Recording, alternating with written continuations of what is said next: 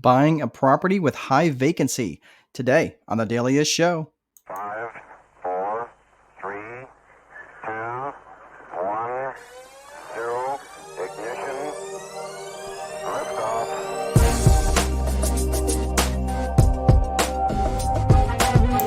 All right, everybody. It is good to be live. It's good to be back. It's good to see everybody. I hope you are having an amazing day. And it is Friday. I'm looking forward to a fantastic weekend. I'm going to be doing a rental management boot camp, which is funny because I never name anything a boot camp. But just as a Marine, I'm just like, I don't want to go back to boot camp. That was terrible. Once was enough. But it's a rental management boot camp with some folks through Corey, which is Central Ohio RIA. So it was really cool. So I'm getting ready to do that. I'm looking to meet up with those folks tomorrow. But so that's been cool. But anyway, so it's good to see you. It's good to be back. I know I've been on and off a little bit. Haven't really seen much of you guys. I know I've been getting a lot of messages. And today is there's a topic that is something I've actually had this question come through twice in the last couple of weeks. So I thought, you know what, this is just a really interesting topic about buying a property with high vacancy. And they're saying, is it something like we should run away from? Is it something that is like, like how should we manage this? How should we underwrite this? And there's a couple of different things to consider out here, and it's not really that profound. There's lots of people who buy properties. They do a value add to it, right? They get get capital appreciation. They get get it running better, right? They get whatever it is, and then they'll turn around and sell it, right? That's a very typical thing, right? That people do with their properties, especially with multifamily. Like that seems to be very much the very common right now. What's going on? So I would say that there's three specific things that you should need to consider when you are looking at buying a property with a high rate of vacancy.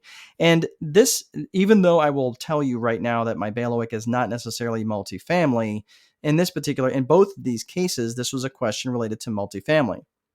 So this is kind of where I would think there's three things to specifically look at. Okay. And those three things are management, property, and market. So let's start with the third one first. Okay. Let's look at the market.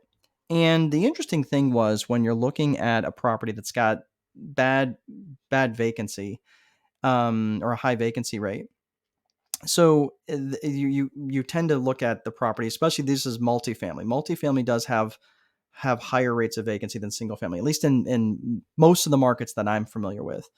That if you've got a single family home, a lot of times, especially right now, I mean, you could have someone moving out the back door and with someone else moving in the front door while you're painting and cleaning in the middle. I mean, it's just there's such high demand for single family dwellings in most of the markets that many of my students are in.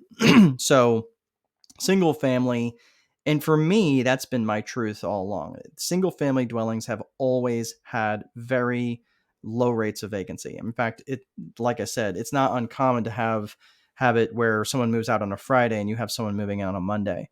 So typically, I would say if you're looking at a high rate of vacancy in a single family dwelling, I would be very doubtful that it's the market, and it's probably related to either the management or the property. Okay.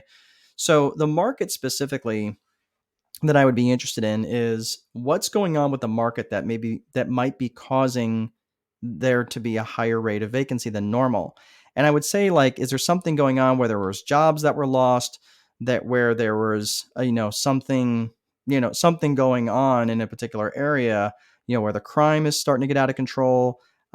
Maybe the school district has gotten really strict on something. I mean, it's just really hard to know, but there's something maybe political going on, something that's going on in the market that's causing that rate of vacancy. It could be newer units that were built that everybody's flocking to those. But still in all, I would say that it's pretty rare, at least right now, that I'm seeing that it could be a market function. It was interesting because one of the people that I was talking to said, well, we could easily shift that multifamily to at least partially do short-term rentals in that, whether it's an Airbnb or a VRBO or something like that, or longer term furnished rentals. And that was pretty interesting because they were thinking about shifting that over. And I thought, you know what, with a hybrid model where you have some long term rentals mixed in with some short term rentals, that could actually work out pretty well.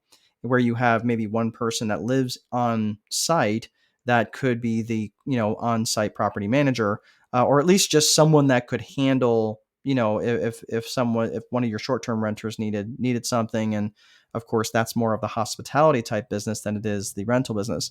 So you would need to have someone on site that could, potentially grease the skids on stuff like that. But you'd have such profitability potentially, especially on a 20 or 30 unit property, that you could do that, right? So that could work out quite well for them. So the other two things that you do have control over, obviously, is the property and the management. The market you really can't do much about unless you're going to shift it to a different market. And in their case, they were going to shift it from a long-term rental or for a long-term hold or a long-term, what am I trying to say here? A long-term renter, right? To a short-term renter. They were going to change the market. In this particular case, though, I also said, well, let's look at the property, because what could the property be causing, what state would the property be in that's causing the vacancy to be so high? And that could just be simple maintenance. So simple maintenance and management of the maintenance. So if the property hasn't been upgraded since 1965 and they still have an avocado green stove in there, although that's somewhat retro, it's coming back. But still in all, if it's an old and dated property, or it's got mold, or it's got significant vacancy or significant maintenance problems, that could be a problem, right? That could be causing the vacancy to be so high. And that's also somewhat related to management. The other side of management is that they're just not turning over things very quickly, right? So if you're looking at the property, let's say that the property is dated, or it's not being maintained very well, and as a result, because the property is not being maintained very well, which again is a function of management, um, that's where you can actually impact these things. You can actually change these things for the better. So again, if you're looking at the market, you can either look at shifting the market from long term to short term. In this particular example, you could look at the property. You could look at upgrading the property. So if you are buying the property and you're baking in the cake of how much you could pay to upgrade the property, say you're going to take out all the paneling walls and drywall them, right? Say you're going to upgrade the appliances. You're going to tear out the cabinets and put in new ones. You're going to modernize it, whatever it is. Maybe you're going to put in Wi-Fi or whatever it is, secure access, whatever. You can upgrade the property that would make that more desirable to a different avatar. But ultimately, it's going to come down to the management. How is the property being managed? Are they aggressive in their marketing? Were they trying to price it too high? Were they attracting a type of avatar that was making the entire, again, you can have one person that lives in a building that makes it miserable for everybody else around everybody else, right? They allow loud music. They've got a bunch of dogs and cats running around. I mean, the management really is a major component to that. So those are the three key things that you really need to be looking at if you're looking at buying a building that has high vacancy rates. Because again, if the market isn't working, could you shift the market to some other avatar? If the property isn't updated, could you update the property and make it more worthwhile for a different avatar or a higher class avatar, right? Maybe someone that instead of if the people were paying $800 a month, could you raise it where they're paying $1,200 a month or something along those lines? Then finally, look at the management.